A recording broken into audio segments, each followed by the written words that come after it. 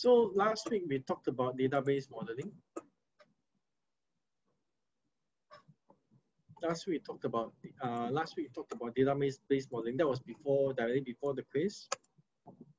We talked about the ER model, the relational model, and how it can be in a way abstracted out in certain ways. So this is that of a parent-child relationship whereby A1, A3, for example, A is a parent of A1 and A2.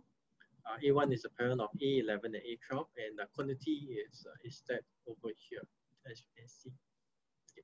So this is how we are able to extract out a certain so-called relationship using the relational model.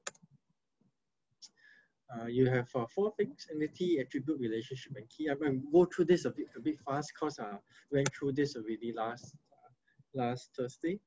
We have composite attributes. We have multi-value attributes, whereby I think we talked about this a little bit, whereby we usually try to discourage composite attributes, and or rather we try to discourage attributes that have multiple so-called values in one cell, and not to have them separated by commas. So we try to avoid that, whereas we try to opt for the single value simple attribute. So this is usually our target.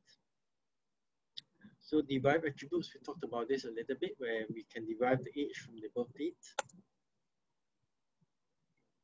And I also have relationship where, for example, enrolled is a 2-degree relationship between both the student and the course. And supplier is that of a 3. I have the supplier, the product, and the project. So we have the 1-degree relationship where the parent consists, the child parent, it is a 1 degree. So I think we stopped largely at this last week, whereby a child is only a 1 degree relationship with the parents. Yeah, so that was what we did. We went earlier. So let's see this A1, A2. So we talked a little bit on this. Yeah, I remember speaking on one-to-one relationship where we have the NRC and the name, and we have many to one, or in a way one to many. Biological mother to many children. One father can father many children. Many to many. Author books or lecturer can be teaching a lot of modules. One module can also be taught by more than one lecturer. So this is, I think, we have a cardinality. And so in this, Amy, rather in this example, Amy belongs to one department. Fanny also belongs to one department. What we are trying to say is that one faculty can only be associated with one single department. One department can be associated with many faculties. And in this, what we are trying to say is that one faculty can be associated with many departments, and many departments, or rather one department can also have many faculties. So as you see, faculty 712 has both department 001 and 002.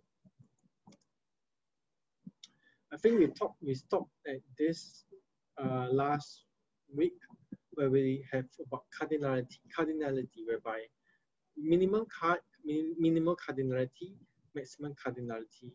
So 0 to n is, so let's say if I have a relationship, this 0 to n, it means that it is a partial, maybe I'll go through this participation, whereby parts of, whereby it is not necessarily everything that, not necessarily it will be involved. So that's why it is partial. Whereas if it's 1 is to n, this will be a full participation. I will use the next example to explain a little bit on this. So I think we stopped here last week. I think we stopped here last week. So I think I also didn't explain this in a very nice manner. So I'll go through this again. Firstly, we have we have two tables. We have the product table. We also have the customer classification table. So the product table has the unique ID. So this is the primary key. And this is also the primary key. For every single product, we have a name of the name of the product. So and maybe other details, and so the same. For every single customer, we have the class of customer that he is. So this is how to say, this is like a rewards program. Can be like a rewards program, and depending on and you are assigned a single so-called classification based on your customer ID. So naturally, in this case, this will be the highest class, and all the way down. Okay, so this is how we see it, and this is an example of giving a discount to some of my loyal customers. Before I go into this partial participation, let us look at what this actually means first. So this means that, this is slightly easier to understand. So this means that for a certain product, for a certain class of customers, we give them a certain discount. So for product P01, for the camera product P01, for all my SVIPs, they'll be entitled to a certain discount. For another product P02, which is the certain phone, for my SVIPs, I will also be giving them a certain discount. So this is how we read the table. So in a way, every single discount is being accounted for, meaning that there won't be an overlapping thing so there's nothing like a store-wide discount. So if we are looking at the store-wide discount, so yeah, it can still be possible, but it may be quite hard to model this in. You may have to say that for every single product P01 all the way, every single SKU you have, right, you have to have the associated class of inside. So it's actually quite hard to model. So you can imagine P01, P01, P01, SC01, CO2, CO4. So for every single, if I want to say I want to have a store-wide discount, right? If I'm looking at the full participation, whereby my entities cannot be now, every single one has got to be associated. So this is essentially a cross product. Yeah. So the size of this is essentially a cross product, because minimally a cross product. Yeah. Because there is, if I want to have it, yeah, every single entry must have a corresponding entry there. But if you look at partial participation, then in a way you can consider that the number of rows that we require will be a lot less. And why? Because we are able to have now values in our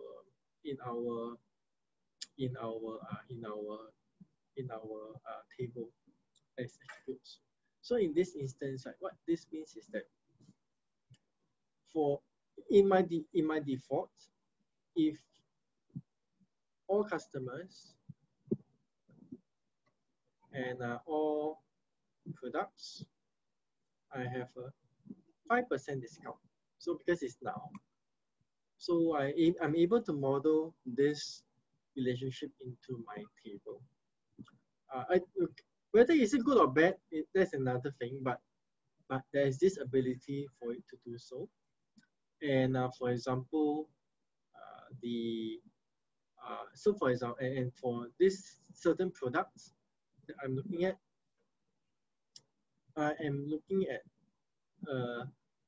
90% discount if you have no if you have no 90% discount for all users if you have no membership. Okay, and if I'm looking at the CO1, I'm looking at sorry, this 10% discount. I'm looking at the 20% discount by default if I purchase anything. And if it's a CO1 customer with SVIP with buying a camera, he has a 30% discount of my item. So this is how this table can be read. Of course, if you look at this, it is quite clear to see that the query is going to be quite hard to write. Yeah, so can imagine that if let's say I want to write the query for this, I probably may need to have a few conditions in my query in order to find the right discount.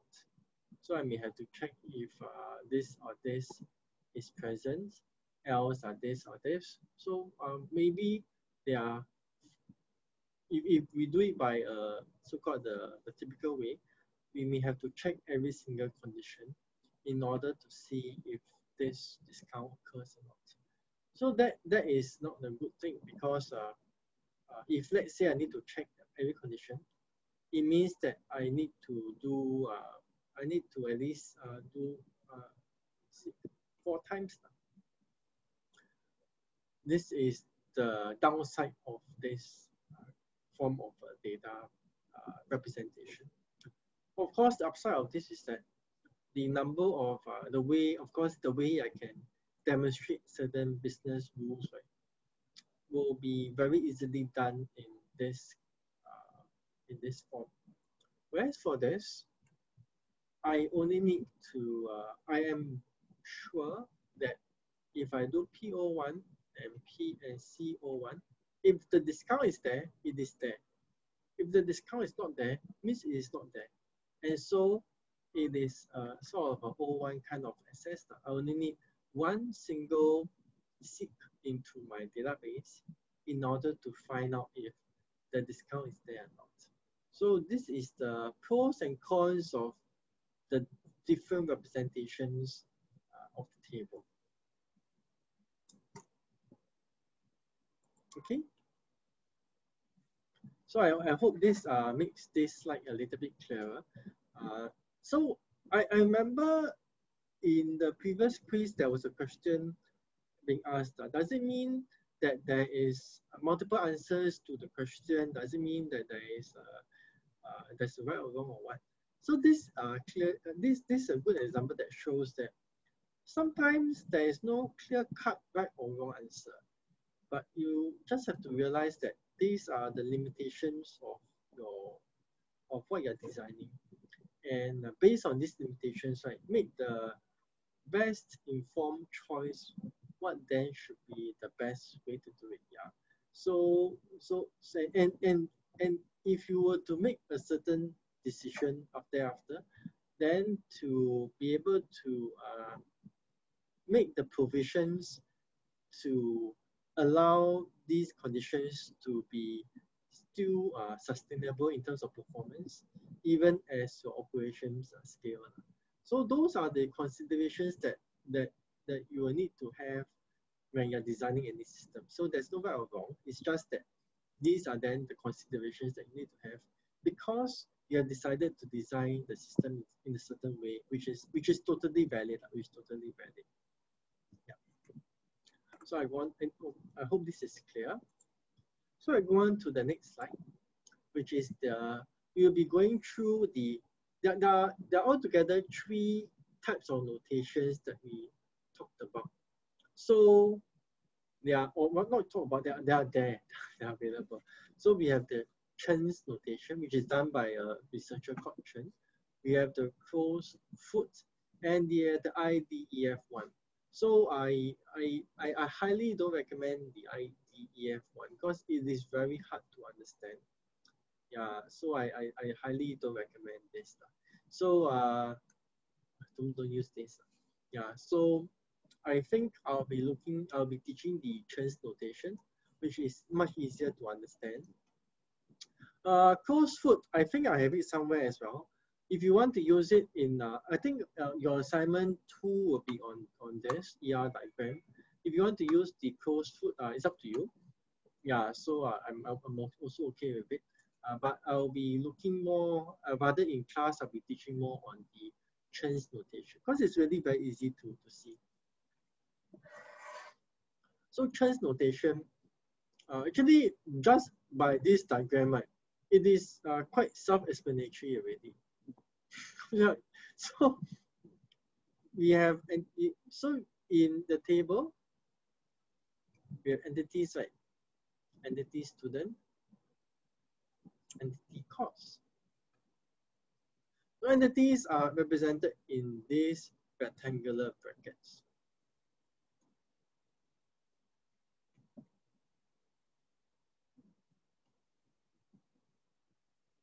Yeah, so it's actually quite intuitive. Yeah, so entities, you just put it in the bracket.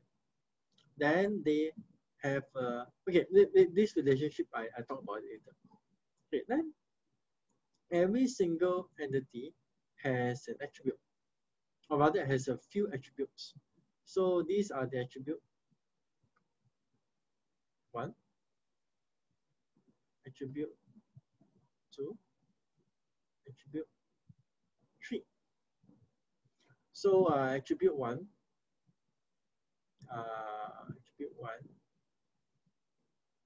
so let's say this year, this is name, your name, and say student ID, student ID, okay, yeah, student ID. Yeah. So we have a name, we have student ID, and we have, let's say you have the yearborn, okay, yearborn, sorry, I'm making a big mess.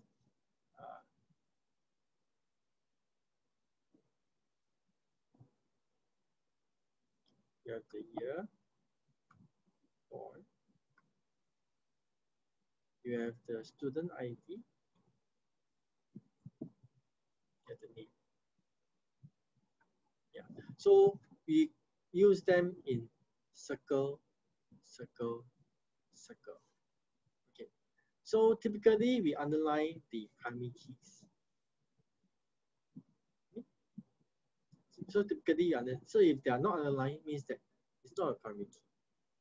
Typically, we do that. And then let's say you have multi-value attributes. So for example, you have address, which is a multi-value attribute. You then use it in a double circle form. Okay, so single value attribute, something that is not a key, so like name or yearborn. Yeah, so we have single value attributes here. Okay, and you have derived attributes. You then so I have yearborn, so I will have age. So I put them in a dotted oval shape. So that's it. So it's very simple. It's very simple, right? It's very simple. Yeah. So in less than five minutes, we explained the entire Chen's notation already, and it's so intuitive. Yeah. So if course, you have a course ID, you underline it, and then maybe name. So you have the course ID, then you have the name. Okay, so that's it. So the complication comes in the relationship. So relationship, we know that the course and student is related. So we have a triangle here. And we have arrow here, arrow that's done. Okay. So in this example, at least we did not, so to say, we did not have to include let's say if it's usually if it's CID and it's SID, usually it's like that. So in this example, we don't put this here. We don't put the CID. In this example, we don't put it. Okay, we don't put this here. Okay, so but if there are other single value attributes, we can put it there as well. So for example, if let's say if I want to put in let's say this student takes this module. Let's say I just want to put trimester. So there is another attribute trimester. So this will be trimester.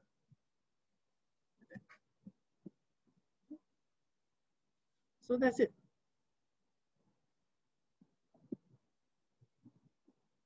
So that's it for this for the close sorry, for the trans notation. Okay.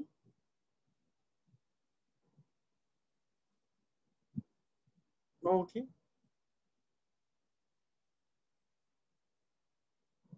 Any questions? Okay, good. Okay, let's look at the next how to say an example. So if an example of a composite, multi-value, and derived. So let's say I have the name here, sorry, the customer here, and the customer has a primary key, so CID. So we have CID, I underline the primary key. Okay. So let's look at the so-called the ones that is easier to understand. So we have the birth date. So it's a single value attribute. The derived value of age. So this is also quite easy to understand. Okay. Then we have these multi-value attributes. And in the multi-value attributes, sorry, this is a multi-value attribute. Let me check first. Multi-value attributes. Composite, sorry. Composite attribute. Sorry, this is a composite attribute. This is the multi-value. So in the composite attribute, this consists of many other attributes. So for example, I can have the name, but the name consists of the first name, the last name, and the middle name. Similarly, the address, it consists of the state, city, and zip, and also the street, block, street name, and the unit number. Okay, so notice that in this case, right, if I have a composite attribute, it is not necessarily to be determined that the name will be a single column in my table. What can be done is that we have the customer table, we have the CID, and we also have the first, the middle, and the last. So you don't need to have this as the thing, as one of the columns there. It is more of a representation of how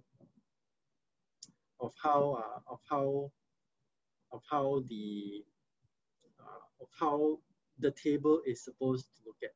So somebody will be looking at this table, or rather, sorry, this diagram, and then deciding what then are the best ways, right, to design the database based on this drawing. Okay, so this called the ER diagram, ER drawing, ER diagram. Okay. Multi-value will be like this. So this will be number one, number one, number two, number three. So this will be a multi-value attribute. So certainly not the best way to represent it, but this is how multi-value attributes are. Let me check in case I screw up.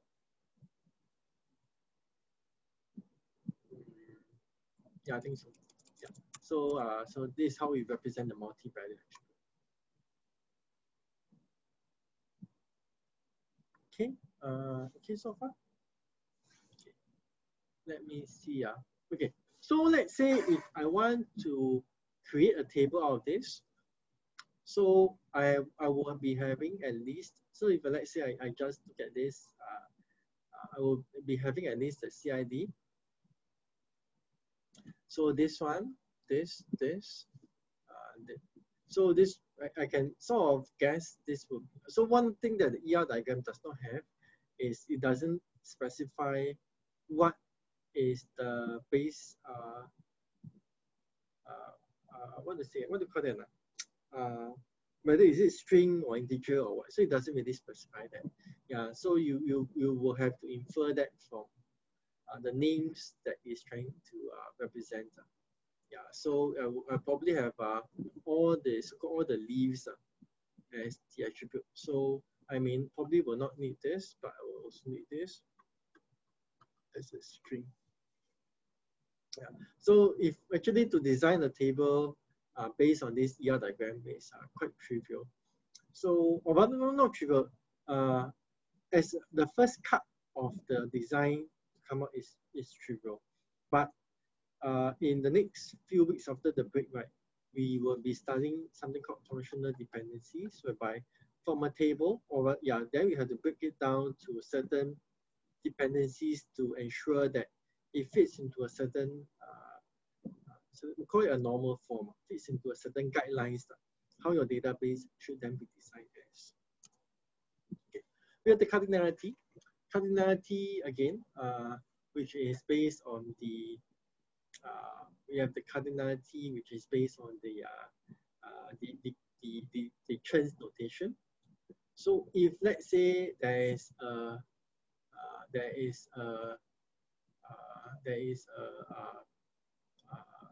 partial relationship, it is a single line. If it's a total, it is a double line. Okay.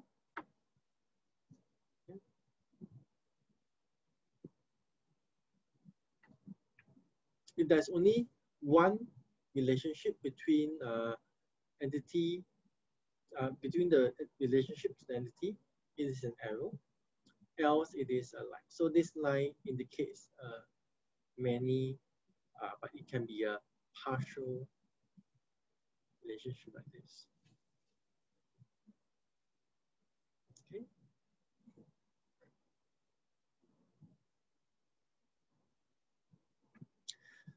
So this arrow, right, is typically not very stringent. Why? Because, right, okay, actually I would say this arrow or this double line, not too stringent on it. Why? Because, right, usually we also write these numbers. Usually we write these numbers. And these numbers are, if you write these numbers, then you can just put a single line. So I actually encourage you all to write these numbers instead of these arrows. But it's up to you. If you want to do this notation, it is fine as well. But these numbers, at least for me, is somewhat easier to understand. Yeah. So for example, this is a one-to-one relationship between entity 1 and entity 2. And one instance of entity 1 maps to many instances of entity 2. So you can see it is very readable. It's very, very readable. Yeah, so you can just read it and sort of understand it lah. Yeah, so this is a many to many, but entity one may be a noun relationship. So yeah, so you can so yeah, so it is somewhat easier to read with the numbers. Okay. Okay. So as an example, so one reader can borrow many books. One book can also be borrowed by many readers. One book can only be placed in one shelf, but one shelf can have many books. So you can tell it's very intuitive. So I can just read this like that and can understand it. So these numbers, they only appear in your relationships. So remember, in your relationships. So in your diamond, so you don't have that in attribute. So this is wrong. So attributes don't have these numbers. Only your relationships have these numbers. Okay. So as an example, so this is so we're going through this earlier already. So one reader must have at least one to n books that they have borrowed. One book hopefully has 1 to n readers. One book can only be placed in one shelf at any point of time. One shelf can have many books, but must minimally have one.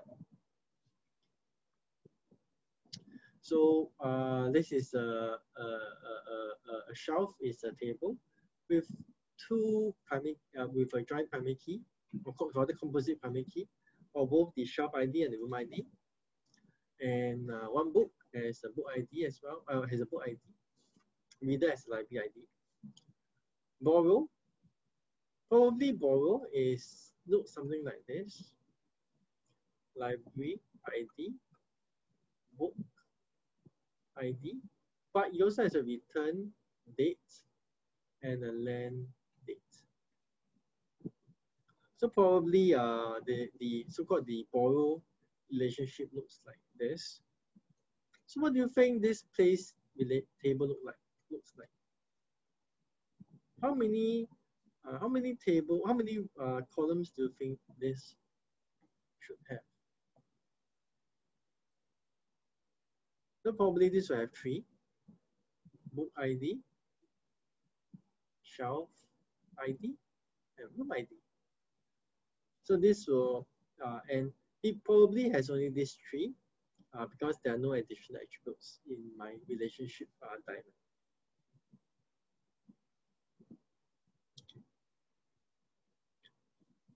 And they can also point to myself.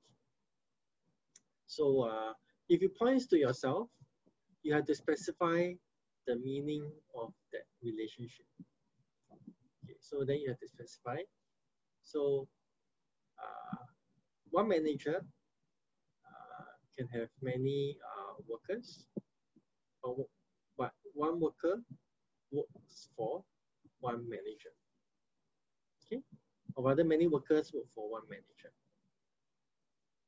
But then maybe I should say many workers will be working for the same manager. Okay. And this is employee name, phone. So probably you think that this has 2 tables. So employee table and works for table. Yeah, so this will be EID. So this will be the manager EID. This will be the worker EID. So this will be employee table EID, name, phone, something like that. What if I'm answerable to 2 or 4 bosses? So if you're answerable to 2 or 4 bosses, then it'll be like that. So there's a question. What if the employee is answerable to 2 or more bosses? And 2 to 4 bosses. Sorry, then it will be 2 to 4. So if it's more than one, then it will be 1 to n. So this is how we indicate the cardinality relationship here.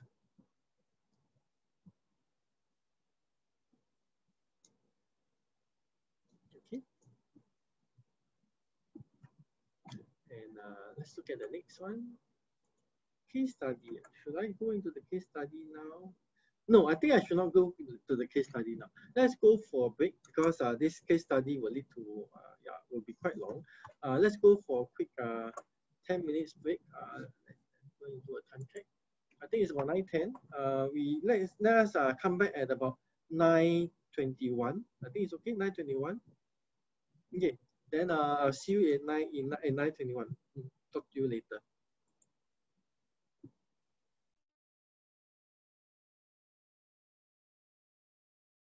Okay, so this is the example that we stopped at. So assume not that we are doing inventory repository management kind of system. Excuse me, and there are a few parts to that. So there's the parts in terms of the entity itself. There's a supplier, and this supplier is the supplier that provides with you the parts now. And these parts are used in the project. Project. So the project will use parts there, and we have a warehouse. The warehouse will be that of to store the parts, and then we have a warehouse keeper, and the warehouse keeper will be the one to manage the warehouse. One keeper is able to manage multiple warehouses. So the challenge now is then to create the entity relational model based on this case. The first thing that we want to do is always to determine what are the possible entities that are there. So you can think through, what do you think are some of the possible entities?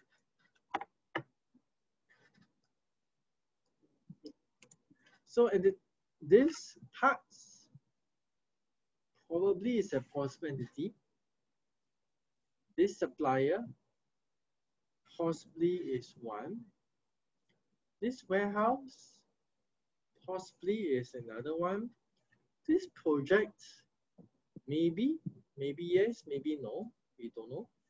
But the warehouse keeper, you have to think about it. We don't know, but it may be, we don't know. Yeah, so, but at least we know, and for now, we have 3. 1, 2, and 3.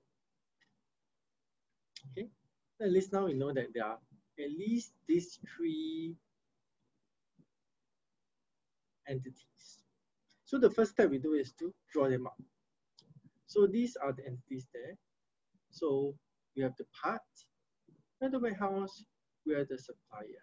Okay, this project and keeper, we don't know, but let's keep them here first. We might be able to represent them as a relationship, but we don't know.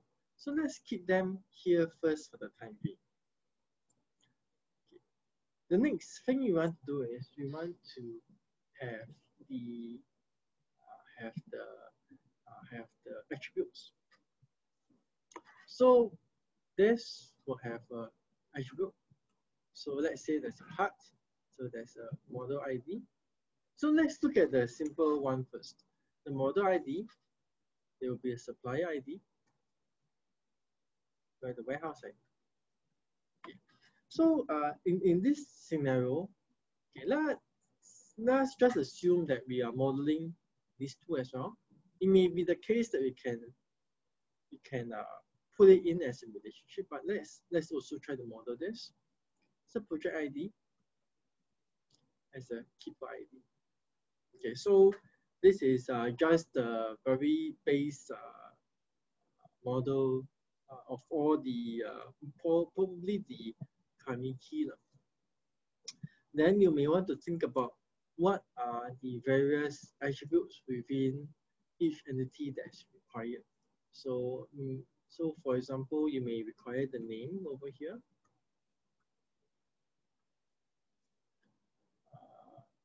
Some places you may require the size. And this may be the height, the length, and the width. And depending, you may also want to have, for example, how to say, if I let's say, is it how many? What's the right term? If like units, how to say? So what I mean to say is that for example, this may be a pack of 50 nails. So I may want to represent this as part of this this attribute. So let's say I can put like units or something like that. So, but you understand what I'm trying to say. Yeah. So these are some of the possible attributes that are there. For supplier, we can have things like address, name, phone number, etc. Project ID at the start, and budget. So we have people involved, so employee, like maybe the leader, some along that line. Okay, and keeper, maybe you have the employee ID, so maybe the employee ID, and that's the name. Yeah, so you can have other things, but you should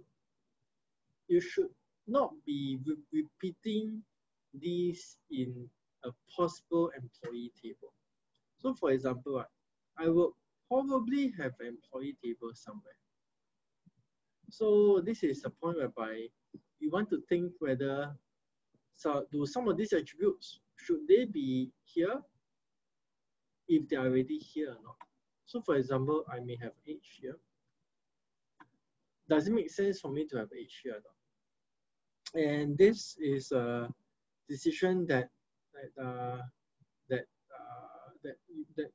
conceptually we may need to make. If you go down to the fundamentals of database design, right, the answer is no. We do not want to have an age there. Why? Because there's a redundancy there. So I may update the age and the other one may not be updated. So in terms of database design, for or at least in terms of, at least for relational databases, right, the answer is no. However, sometimes sometimes in reality, we may do that. Why? Because it is requires less choice. So we may just do it we may not put the age, but we may put the birth date. Because age we need to update every year. So yeah, so maybe just to share, usually if you want to have age, we usually don't really put age, but we usually put birth dates. So that we don't need to increment every single year. So you put age, right? Every year need to add one, which is not feasible, not feasible. So usually have birth dates. So so sometimes we also in some tables we put the birth date if we need to access that attribute very often. So that unfortunately happens. But if you look at birth date, nobody changes their birth date. Yeah, so once your birthday is there, you won't be able to say that this year my birthday is 1970, the next year my birthday is something 1990 or something. Yeah, so it doesn't happen. So this is still somewhat acceptable if that is a attribute that you are constantly accessing all the time. Okay. And of course, warehouse, you may have the address. Lots of other things. Yeah. So that is the first step is determining the entities. The second step is then the attributes. So these are the attributes that I have. Yeah, they are there. Probably a little bit different from what I wrote earlier, but they are generally still acceptable. The third thing is the keys. So you may want to decide on the keys here. Here. So I understand earlier I said decide on the key first, then the attributes, but I think both are can be swapped, no issue. Personally, I do the key first, but I think these two steps are quite similar. And the next step is actually a very important step, which is then to determine the relationship.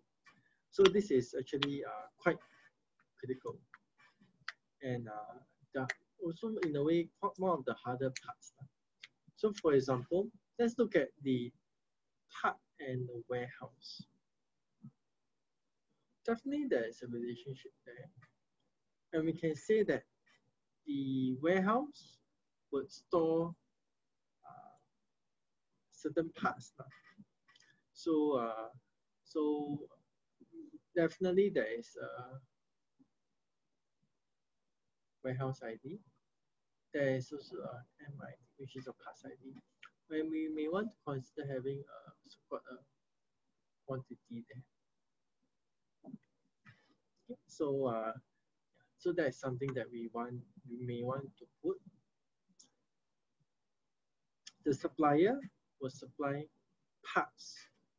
So at least we have these two things. At least we have these two. And then we have a product, we have a price. Maybe there's a price for each part. You may want to store it in this table. You may have also a quantity. Let's say a PO number. So these are some of the things that you may have in this relationship. And in this situation, the warehouse and the keeper can also be joined.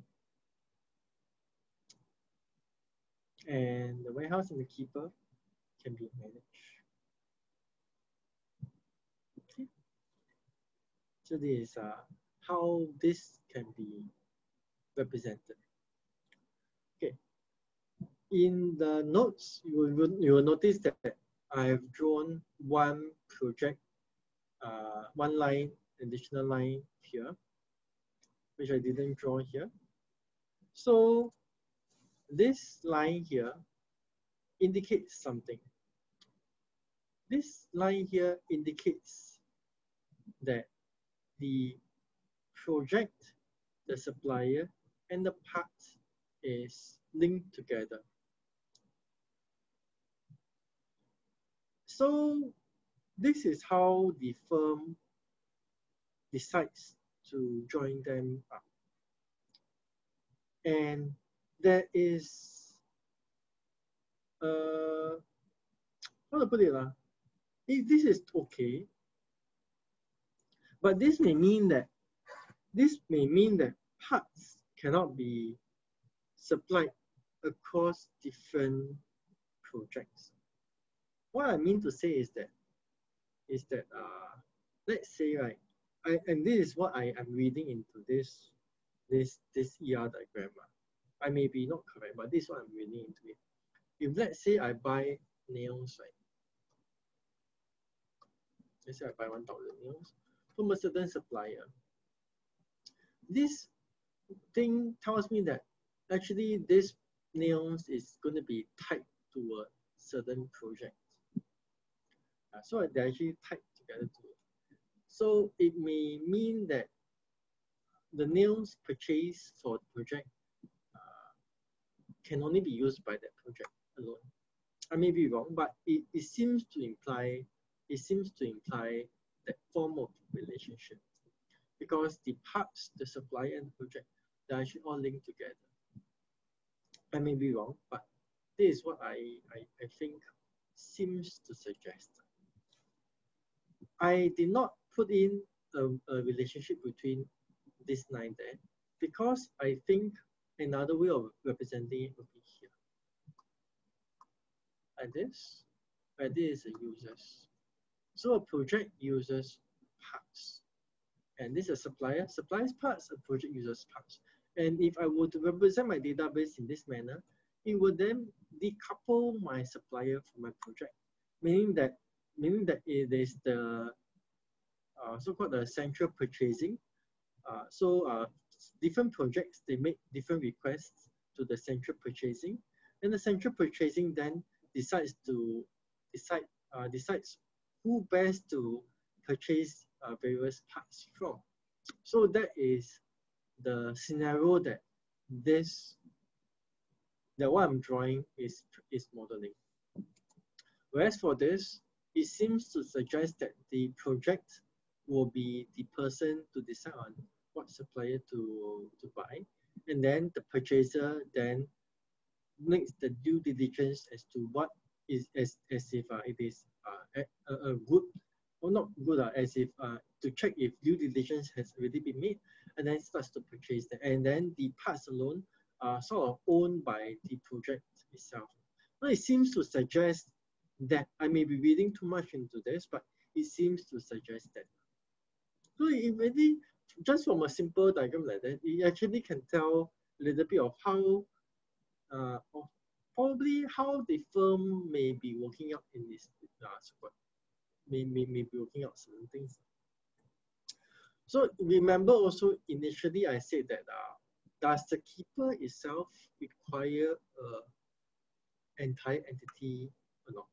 So we don't know, but there's also another way of representing this, which is I can not have this relationship, but I know that I need to have employee table somewhere because I have a project.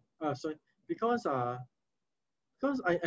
a company, I need employees, so I will definitely need the employee ID, employee table somewhere. So another way of representing this will be in my warehouse here. And this doesn't have to be a primary key, but this has to be a foreign key, which points back to this. So actually I cannot have an entity here if I choose not to have. Okay. Project, probably looking at this, I probably think I need to have a project.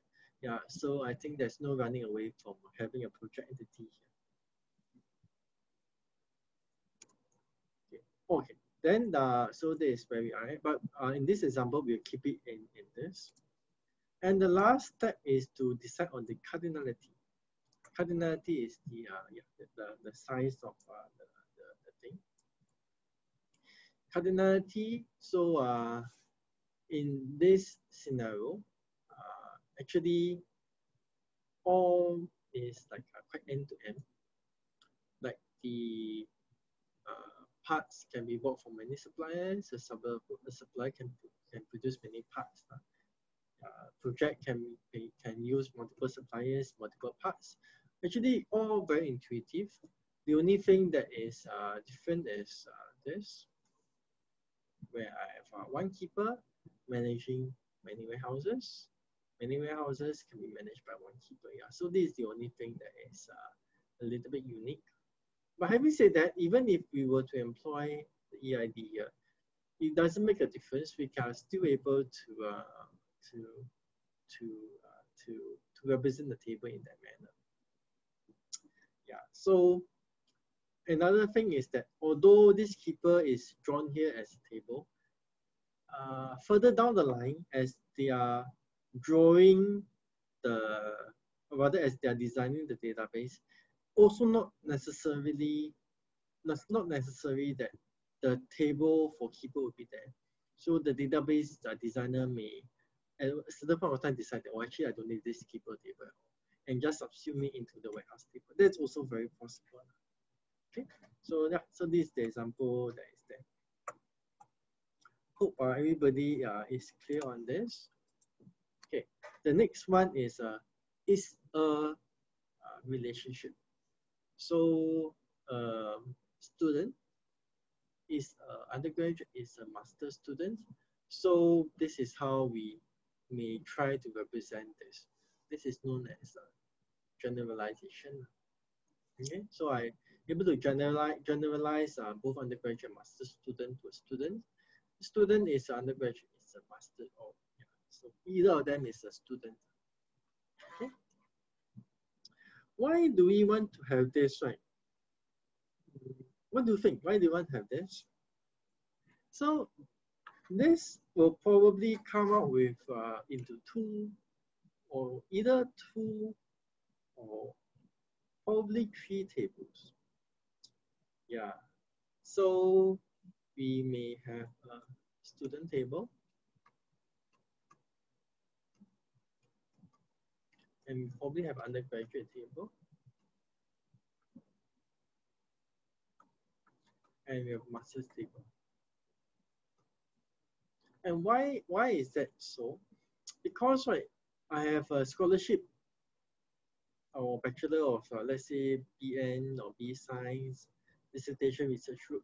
I have these entities that are very unique to the tables. If I don't have it as a separate table, what I will end up with is a lot of null values. So all my undergraduate will have null values for dissertation and research group. All my masters will have null values for the scholarship and bachelor. So that is typically a situation that we don't want to have. And so instead of having the situation of many null values, we split it up into different tables. Of course, doing that, we will incur the cost of joins further down the road. Okay. So I don't know if I mentioned this or not before, but this is the reason why the NoSQL, one of the reasons why NoSQL is somewhat also popular, because this kind of scenarios are actually solved inherently by MongoDB. So the one I'm talking about is MongoDB. So this kind of scenario is inherently solved automatically by MongoDB. Because MongoDB or NoSQL in particular MongoDB does not have a fixed schema. You are able to use any schema that you want, and you will be able to represent your data in whatever form, regardless if undergraduate or master student. Yeah. So that is the flexibility of MongoDB. Hopefully, we have time to go there in this trimester. Okay. So another example, let's say we have a database for TV companies. We want to store data about the TV series that the company produces. So the data will contain actors who play in the series, director who direct the episodes. So we have actors, directors employed by the company, and the TV series is divided into various episodes. Episode may be transmitted at several occasions. An actor is hired to participate in a series, but may participate in many series. And so it's actually quite complicated. Quite complicated, yeah, quite complicated. This example is quite complicated, yeah. Yeah, so yeah, so think about it for some time. Try to digest this example.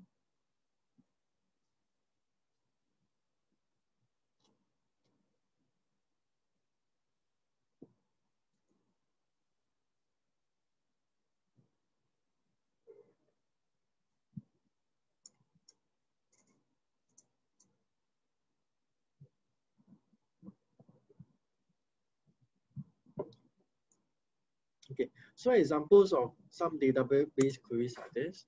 What actors play in the series or something? So what series does a certain actor play in? So which actor participate in more than one series, and so on. Okay, so but we'll go on to, we'll stay faithfully to our 5 steps we covered earlier. The first step is to determine the entities. So the entities, so like for example, we have definitely we have the actors, definitely we have the directors. Probably we have the TV series. We have an episode. Maybe you need episode. Yeah, maybe we want to have a. So let's say if you have a TV company. So let's see, we don't know, but let's keep it first. Do you need a TV company? So series. Do you have series? Direct the series. Series. Yeah, series. Series has many episodes. Yeah. So these are some of the possible things that are there. So let's first write down all the entities which is here. So we have TV company, we have employee, we have TV series, we have a director, we have episodes, actors. Okay. The next thing that we try to do is to write down both the attributes and the keys. So this one we can sort of guess. If we don't have, we try to guess. So employee, may have the employee ID. Is let's say we have the UEN number. Series, let's say we have the name. Episode, we have let's say unique ID, EID. Director, we have support director ID. So maybe something like this. Of course, this is just simplification. So you can just add other attributes. You can think of what are the other attributes that are required, and can add them onto this table as well, or this diagram as well. So I just add in a few, just to illustrate this. Just to illustrate this. Okay. So notice that. I change the position a little bit. So my employee here, I shifted it to somewhere lower. And the reason is because, right, I'm going to say that the employee is going to be both a director and an actor. It's very similar to a student. A student is both either a master's or a what? Sorry, not both. Either is a director or actor. Yeah. So I can represent this as a relationship between both director and actor. Okay. So the TV company employees,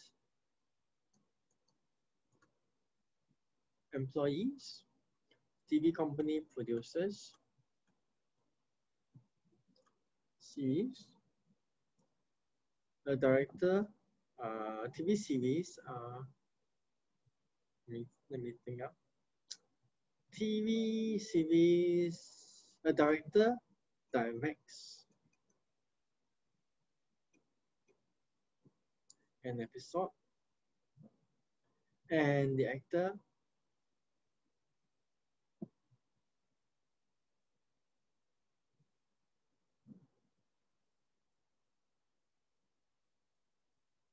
participates or acts. Easier. So this I can also have it here, but in this case I choose to put it up here, linking it back to my TV series. My TV series will has many episodes. Okay. Okay, so far. So my director can be either on my episode, but I would prefer it much to be, or rather in my TV series or episode, but I would prefer it much to be in my episode. And reason why, because usually you have different directors for episode. So I think that's more a somewhat fairer thing. But like for example, the main actors they're typically there for the entire TV series. So that's why I think slightly better to link it back to the TV series rather than the episode. Okay. Okay, let's go back to the specs. Did we miss? Okay. So each episode may be transmitted at several occasions. Shire is protected from episode is directed by one more directors. Yeah, but yeah. So, yeah. Okay, so we got covered that. I think we don't have this. We don't have transmission. Each episode may be transmitted at several occasions. So what we may want to do is we may have to create one new entity called transmission. Okay, and this will have this relationship transmit.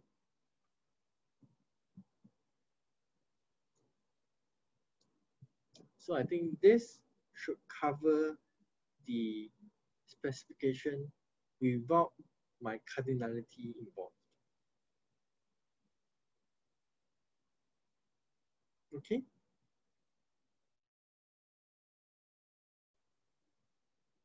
Okay, let's look at the next one. Yeah. So so far this is very similar, or even like exactly the same as what I have done in the back. Okay, let's look at the easy ones to do first. So we have said that one episode is only directed by one director, or one director can direct many episodes. So this is easy to do.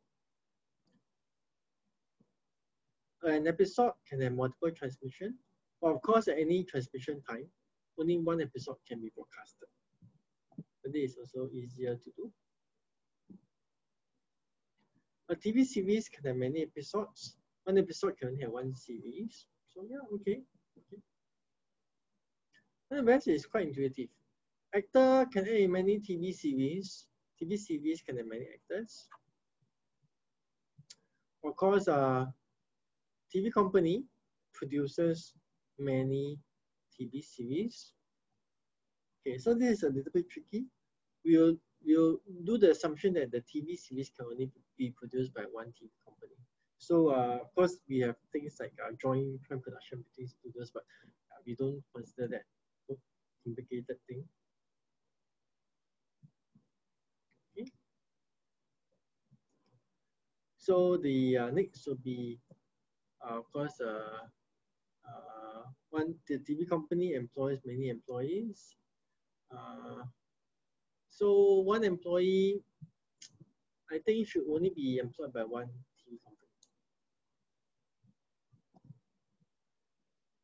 Okay. In the notes, one employee is employed by many TV companies. I think this was highlighted whereby they said that yeah, maybe you can work for more than one TV company or something like that.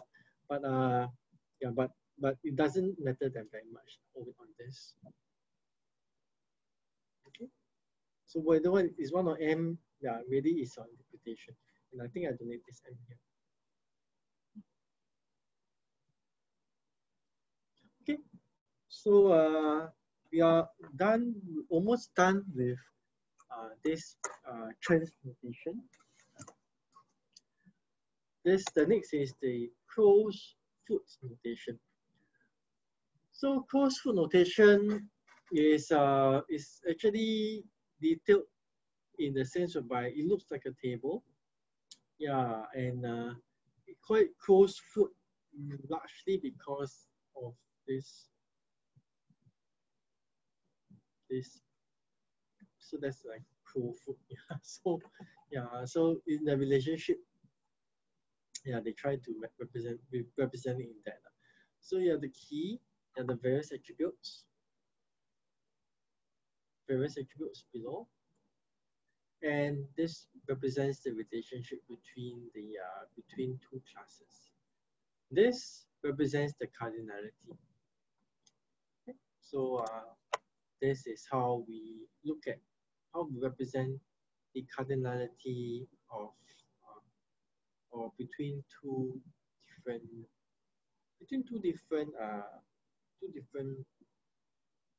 tables. Okay. So I leave it to you all. If you all prefer the closed foot or the transnotation, personally I prefer the transnotation because still more intuitive, but I leave it to you all to look at this. and to decide for your project which kind of representation you want to have. So this is 0 to 1 for both. I think the one that is different is not different, but this is 0 to 1, is it? No, 0 to m, sorry. 0 to m, and this is a 1 relationship. This is 1 to 1 relationship. So warehouses is only managed by one keeper, but one keeper can manage many warehouses. The way we read it is still the same, but it's just the way we want to represent. Okay. Okay, good. Then if all is fine, I will wait. So if all is fine, I will go through the quiz 2 solution.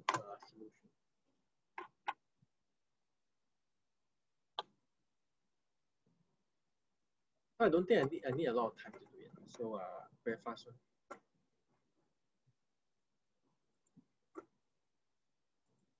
Okay. So let me know if I'm wrong. Hopefully I'm not. So anyway, state the primary key of the patient doctor. So it has to be 2. Can't be 1, because if it's just either one means that one patient can only have so it must be both of them. So this is a relationship table, so it must be both of them. Let me see. Some of you all write only patient ID. Is that possible? Let me see. If it's only patient ID, will it be possible?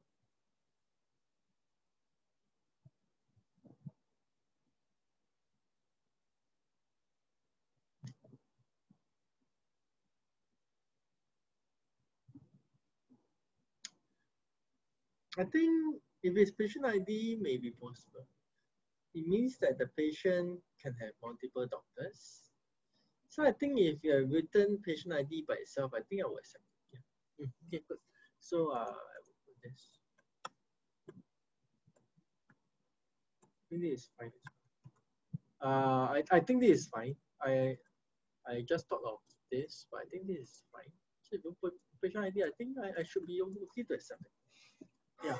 Oh, so yeah. So this will determine this.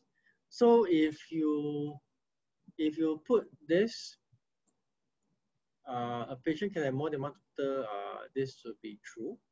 But if you put this, a patient can have more than one doctor. This will be false. So this will depend on your previous answer. Okay, so let's look at the next question. Write the following query in SQL. Find the patient ID. Oh, find the patient ID and patient names of all patients treated by doctor ID equals 7. So I just need to select patient ID, patient name from my table, which is patient doc and patients P, where my patient ID, where my doctor ID in this joint table is 7, and there's a joint relationship between my patient ID and my doctor ID. Okay. Okay. I think generally the feedback I got is that this quiz is quite doable generally the feedback I got. So I think you all should do quite well but midterm will be quite tough, so need to study for it. Okay, let's look at the second question. Sorry, the fourth question. Write the following query in SQL. Select the patient ID, patient name, doctor ID, doctor name of the oldest patient treated by each doctor. So when I say treated by each doctor, I already got the hint that we need a group by already. So you definitely need a group by somewhere. And actually the rest of it, right, it is just finding out what are the parts that need to be joined together. So if let's say I have this PD, which is where's my PD? Patient doc. I have the doctor ID here. and I want to have the patient name and doctor name, right? It means that I need to join between the patient name and do I have doctor name? The doctor and probably the doctor, yeah, doctor as well, because there's no way I can get the name from them. Yeah, and I need to yeah, so I need to join all the so-called the tables there, and I select the max patient age. Before goodbye, okay, very good. Before goodbye, okay, very good. I will look at your solution. But how can? What do you do, Mr. Ryan?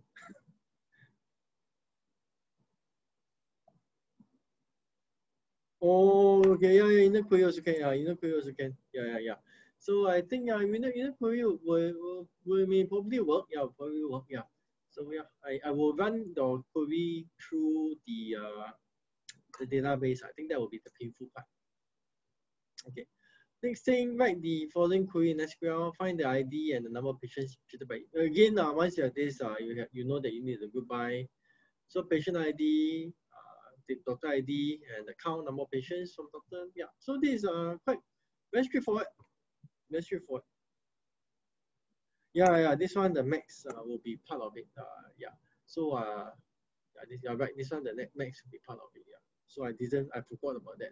So let me think how can resolve it. Maybe I really need to use the inner query and not have the max, or I need to have a having a goodbye having something. Yeah.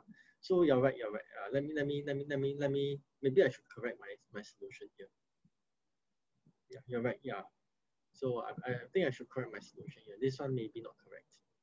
Yeah, good point. Good point. So I'll correct this solution. Okay. Let's look at it. So this one is okay. The next one. Find the doctor ID, the doctor name, number of patients who treat more than 5 patients. So once again, we have the we will need a group by and having count greater than a certain number, and we need to select both the doctor name, doctor ID, which is here, and the count from my table. So from that, we can just determine what are then the various attributes that need to be linked together, and then we can then simply find the attributes and link them together. So I think quite straightforward, quite straightforward, yeah. So we want to have the goodbye by doctors, and I want to know the number of patients. So I will need to have the doctors join together with the doctor ID so that I can know the doctor name. And I just have the doctor ID having count greater than 5.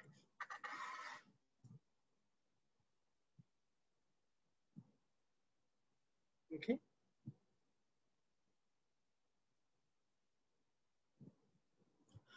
Okay. So the next, write the following query in SQL. Find the number of patients. Return the what ID and number of patients. So count what ID from patients. Goodbye what ID. Yeah. So this is quite straightforward lah.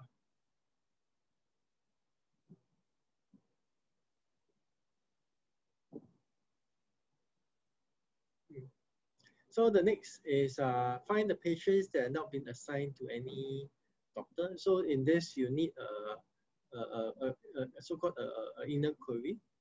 So you select first the guys that have not been, the people that have, the patients that have been treated by some doctor first.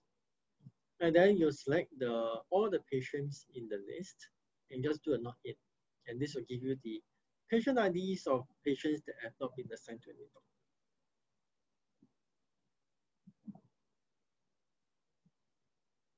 Question number 9, just do update statement. Yeah, so this is just it's open book. So you don't know the syntax, you just check the syntax. So yeah, so this one, yeah, don't know, so just check it. Just check your syntax. Yeah. Hey, I wrote this, but I don't think if you don't write this, I think you'll be fine. I don't know why I wrote this, but yeah. So the next one is create a new table to establish a relationship between the hospital and the ward. So hospital ward, primary key and foreign key. So you have hospital ward. You decide on the primary key, which is HID and ward ID, and the foreign key will be HID references hospital ID. And that's it. Eh? Did I miss the ward ID? No, I don't have here. Don't have. Is there a ward ID here? Don't have. No, don't have. Yeah, so it's fine. You know what? How come? Or what? But there's okay. There's but I don't have a ward table. Yeah, so I think this is fine. Yeah. So I don't think I need a ward reference here. No, it's not important. So I don't know why I wrote the on the date cascade. So yeah, I think but actually I didn't ask for it. So I don't know why I wrote it there. So it's fine. Okay.